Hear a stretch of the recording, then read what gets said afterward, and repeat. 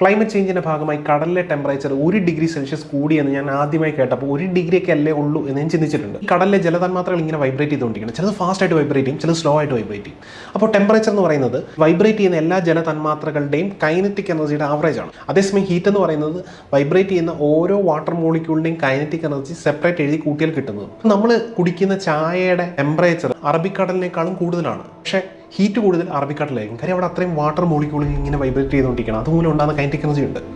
അതുകൊണ്ട് തന്നെ നമ്മുടെ ചായ കപ്പിനകത്ത് ഒരിക്കലും കൊടുങ്കാറ്റ് രൂപപ്പെടില്ല.